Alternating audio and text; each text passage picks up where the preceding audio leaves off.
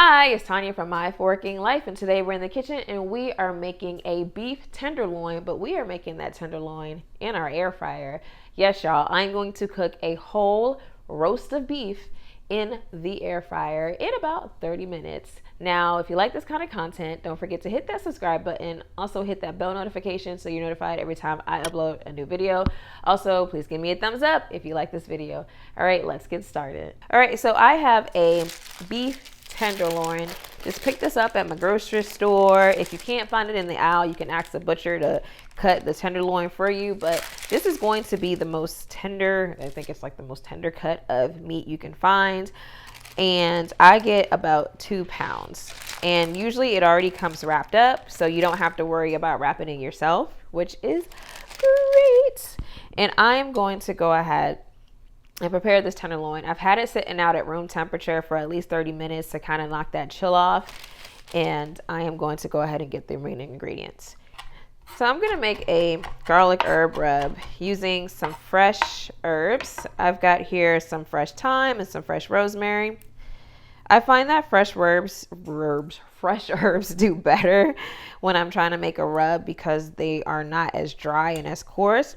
But if you've got dry herbs, use that. This recipe calls for about a tablespoon of fresh, chopped rosemary and about 2 teaspoons of fresh chopped thyme. Definitely going to add some more rosemary. I just love the way fresh rosemary smells, and it is also super delicious. So now that I've got my herbs finely chopped, I'm going to go ahead and create the rest of my marinade. I've got here some mayonnaise. If you've watched other videos, I love using mayo rather than butter to coat my chicken, my pork, my whatever. I think it works great. So I've got here about 2 tablespoons of regular mayonnaise. I'm going to add those dry herbs to it. I'm going to add some garlic cloves. You want about 2 cloves of garlic that's been minced. I'm using this stuff in the jar because I don't know, I want to. And we're going to add about a tablespoon of kosher salt. Boop, boop, boop, boop. And about a teaspoon of black pepper. That's enough. There's some more herbs in there.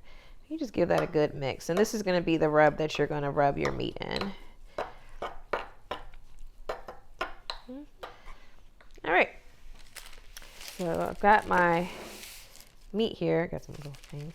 And I've already patted this dry with paper towels. You want to make sure you pat your meat dry just so that, you're getting not too much water in it. And I'm just going to go ahead and rub this whole piece of roast with string and all with this marinade.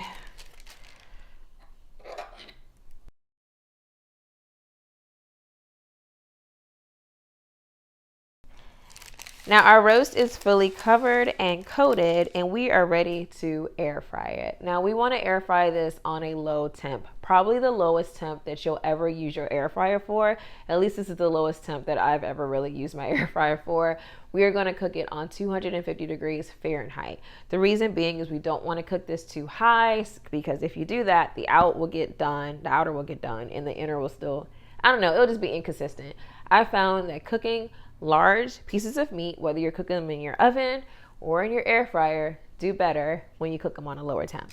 So I'm going to cook this on 250 degrees Fahrenheit. And so for this, I have not even preheated or anything like that. I am just going to put that roast right in the middle of that basket. And look, it fits. You want to make sure you have a roast that fits. Now that we've placed our beef tenderloin in our air fryer, we are going to cook this on 250 degrees, and how long we're going to cook it is going to depend on how you want your meat cooked. So if you're a person that likes your beef tenderloin rare, it's probably going to take you about 27 minutes. If you like it medium rare, which is how I like it, it's going to take me about 30 minutes for this to get to the proper temp. I'm going to check it with a quick read thermometer when it's done to make sure it's at my desired temp.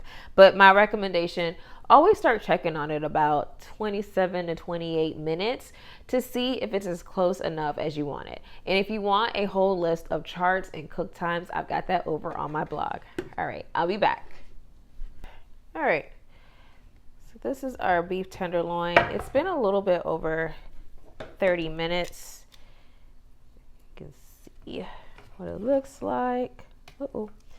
And I want to check the temp. Kind of pick this up and check it with my temp. So checking the temp.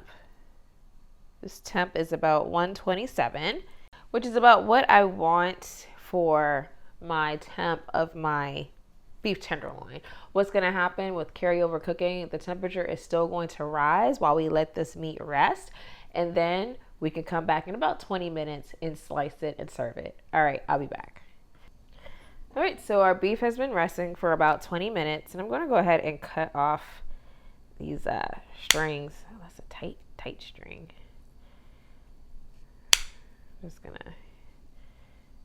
Just don't have to deal with it when I'm carving. Just leave them right there. And I'm going to go ahead and cut into this tenderloin. Let's see.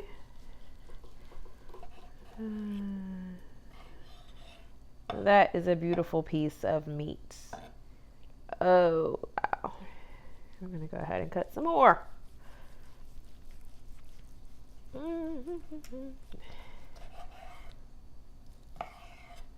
My knife needs to be sharper so I can just slice through it. Oh my gosh, this looks so good.